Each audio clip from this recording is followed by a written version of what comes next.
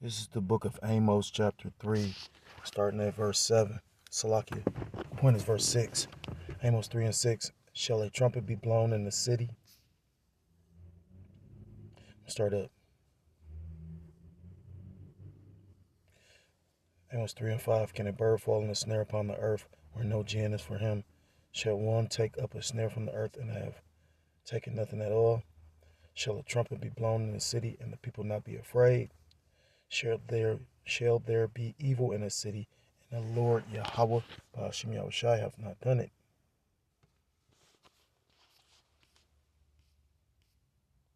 The book of Psalms, chapter 37 and verse 28. For the Lord Yahweh Ba'ashem Yahushai loveth judgment, and forsaketh not his saints. They are preserved forever, but the seed of the wicked shall be cut off.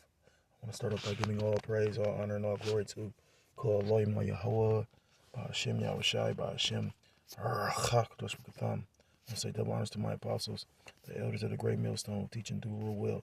I want to say peace and salutations to the Akim across the four corners of the earth, pushing this truth with faith and with sincerity, as well as risking their lives and freedom to do so, now more so than ever. Shalom to the Akim and the Apath to listen and learning. Lord, willingly this is edifying. Shalom to the Israelite foreigners scattered abroad, and all land and other nations appearing like the other nations, but subscribing to this truth. To you, I say Shalom. It's your brother Yahweh Sap out of the GMS Cleveland Church, a fellow servant. And I'm coming with you another lesson through the Spirit and through the power of Yahweh Shemel Shai. This lesson is regards to this article that I seen, and when I seen it, I immediately thought of a scripture, Psalms, Salakia, Ecclesiasticus of the book of Sirach, chapter 39. You know, because it tells you in that scripture that there be spirits created for vengeance. You know, and the book of Hebrews tells you that the Most High God is the Father of spirits. So the Most High God created the righteous spirits as well as the wicked. You know, that's why it said in Amos that shall there be evil in the city and the Lord has not done it. Matter of fact, let me get this. It's the book of Isaiah chapter 45, point is verse 7, and it reads, I form the light and create darkness. I make peace and create evil. The Lord Yahweh Ba'ashem Yahushai do all these things. So, you know, and the crazy part about showing you how these people's minds are so gone, I've showed, you know, individuals the scripture and they still have something to say.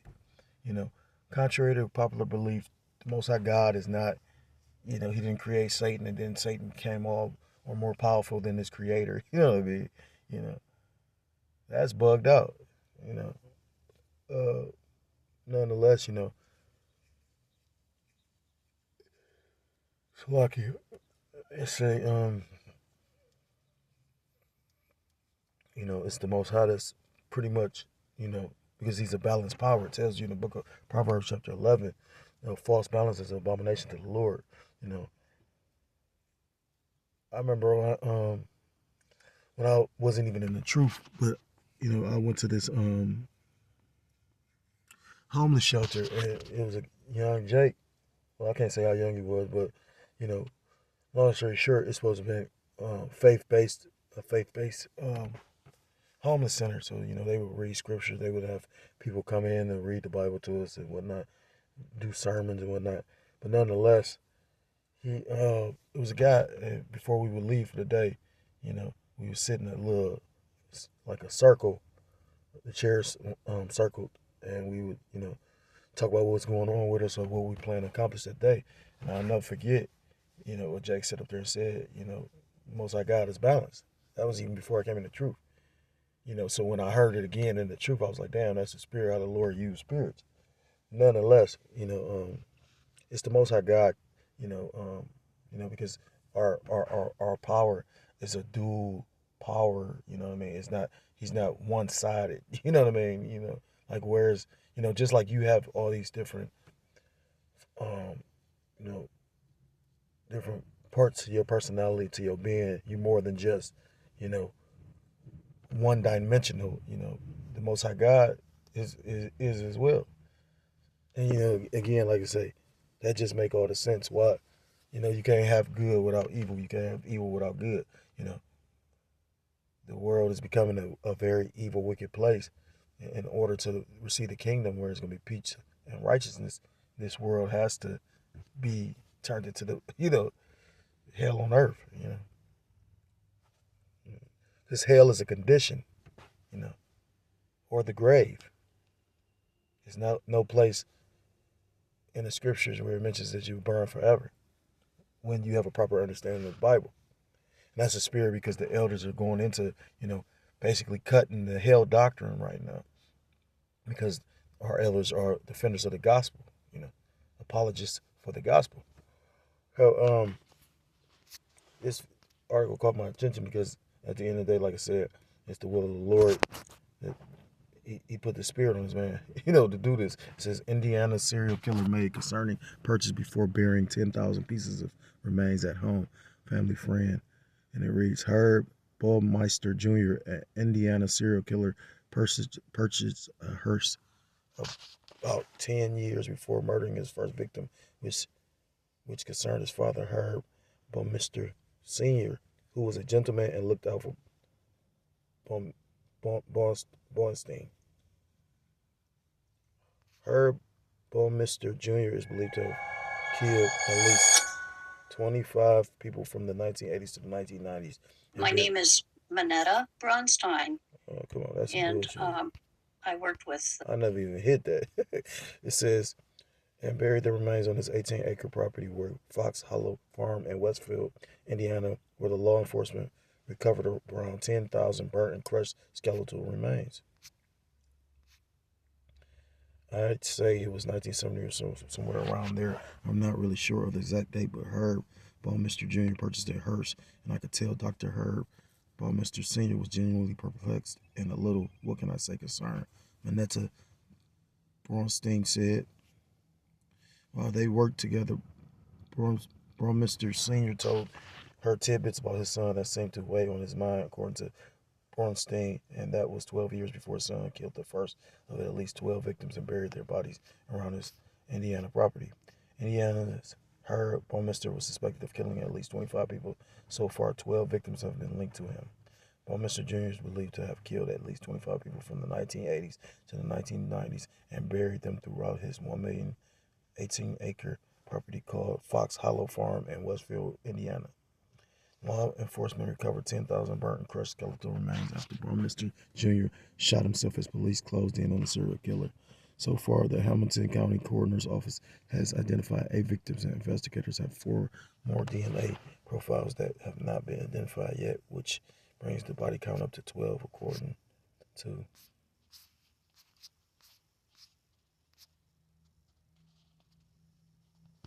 Slovakia. I'm trying to.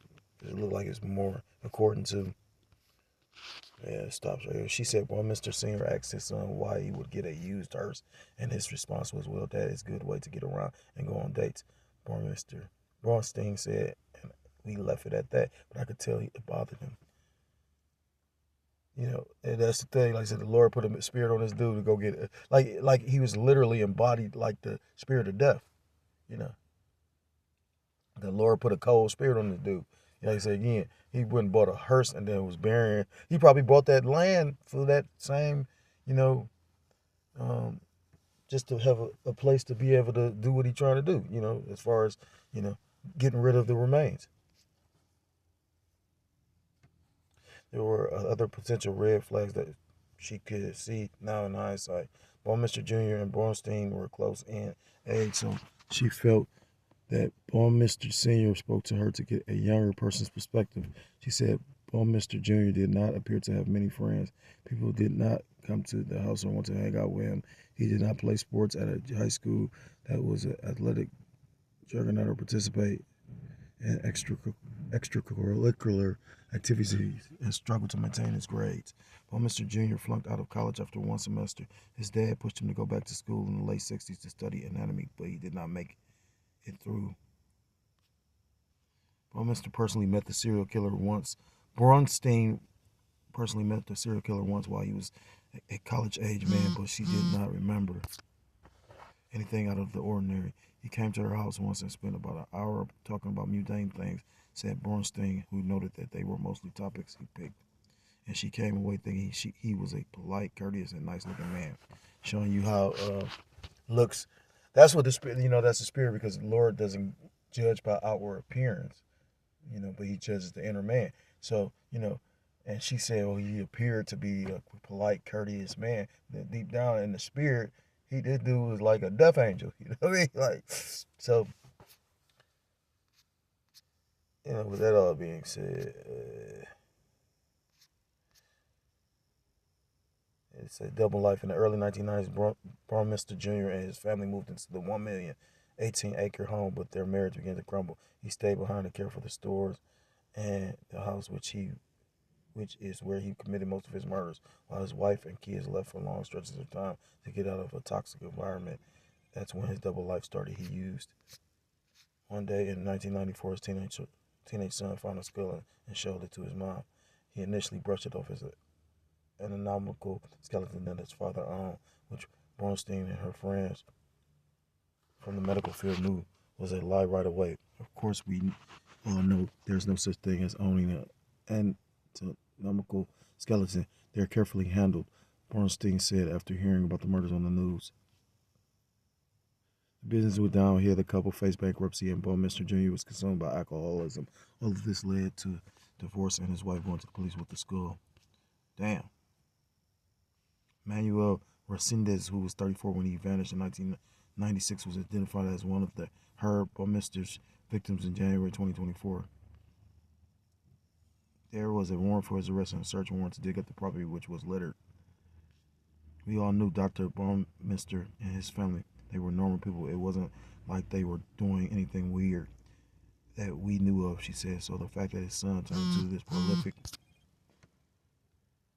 serial killer was just unimaginable. Looking back and rethinking the hour or so that she and Baumeister Jr. had spent together years before the murder, she said it certainly crosses her mind thinking I had a brush with the devil.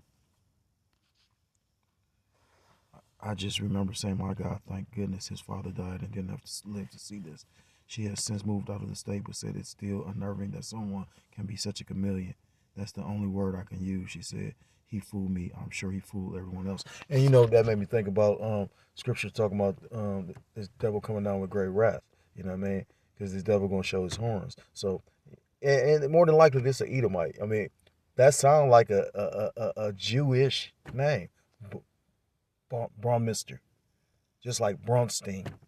Like them Steens, like Steinfeld and all, and Meister, So, I don't know, I could go look him up, but more than likely that was an Edomite, because that looked like a Jake that got killed. Northern Kingdom, one of his victims, Manuel Resendez. So, ultimately, though, it was the will of the Lord, because the Lord put a spirit on this individual to be that death angel.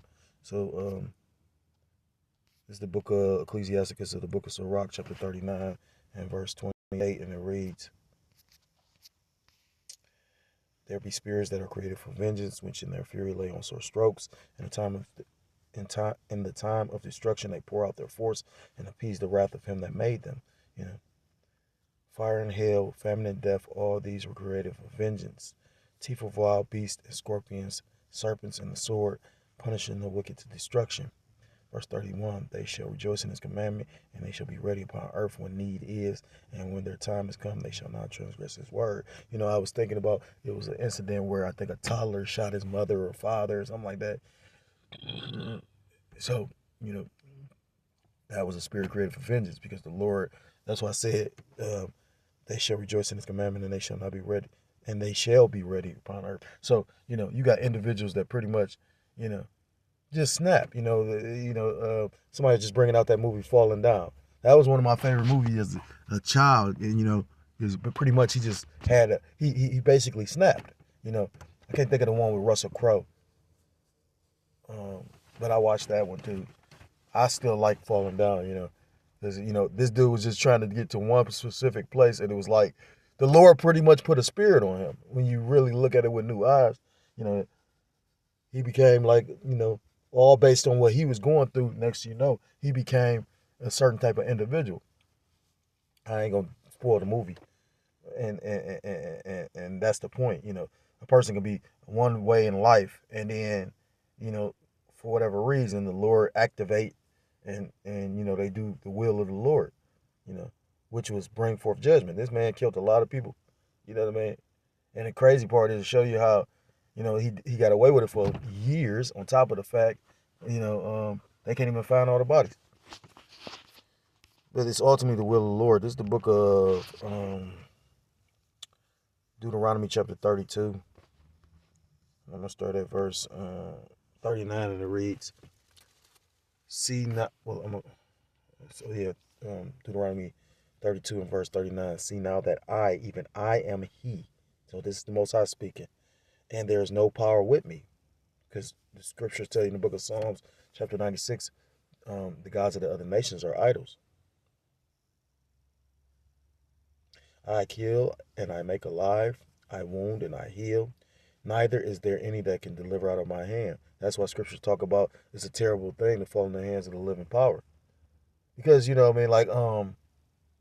did a video, I think it was maybe like last year or year before, I can't remember. But it was an individual, and considering, I guess he had mental illnesses or whatnot. And I believe it was in Georgia. And pretty much they stuck him in a cell, but the cell was ridden with bed bugs. So he's in a psych ward, or he's on the psych ward, or medical pod, and he's screaming because he's getting fucked up by these bed bugs, but he's on the psych ward. So if you've ever been locked up, like, that's some inhumane shit. Especially, like, I've been locked up numerous amounts of times in my lifetime, and it's different cities, especially like Jake, where Jake at, or the county, it'd be terrible. But like in Esau's prisons or Esau jail, like where Esau stay, where there's predominantly Edomites, their jail is in the same condition as, the ones for Jake, put it like that. But long story short, like, this place was, like, pretty much the Lord set that individual up to go into this place. His screams was pretty much, went unanswered. And then when they finally went to go open the door, they found his body covered in bed bugs, to the point where his blood, the bed bugs was in his system, in his body. That had to be a terrible judgment, It's a terrible thing to fall in the hands of the living power. So this is the book of, I'm going to end it with this. This is the book of Psalms chapter 9. And the point is verse 7. But the Lord shall endure forever. He hath prepared his throne for judgment. And he utilizes, or he uses whatever he wants to actually, it tells you the Most High God is the Lord of Sabaoths. When you go into Sabaoths, it's pretty much hosts or armies. So the Lord can use whatever. He going to use the ICBMs to judge this place. He going to use me, and, he going to use diseases. He going to use a multitude of things. Verse 8, and he shall judge the world in righteousness. He shall minister judgment to the people in uprightness. So however the Lord sees fit to bring judgment, that's why the scriptures talk about the Most High God being the King of terrors. He can judge you in whatever way he sees fit. That's why scripture say, we all much appear in front of the judgment seat of Yahweh Shem Yahushua, to basically to be held accountable for what we did in this body. Your body ain't even your own. You know what I mean? So the Lord can take you out, judge you however the fuck he see fit. So I do know this is gonna be more and more judgment. You know what I mean? It's gonna be, real live, more and more judgment, because, this place is deserving of it.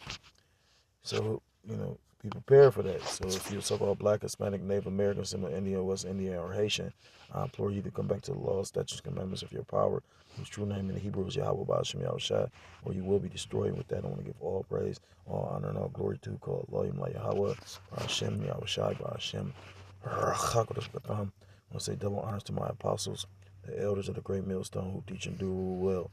Peace and salutation to the Akim across the four corners of the earth, pushing this truth with faith and with sincerity, as well as risking their lives and their freedom to do so now more so than ever. Shalom to the Akim and the Akwata, to listen and learning. Lord willingly, this is edifying. Shalom to the Israelite foreigners scattered abroad, and the land of other nations appearing like the other nations, but subscribe to this truth. To you I say shalom. Till next time I'm able to come with another lesson, I say shalom, shalom. Kwam Yashrala, shalom.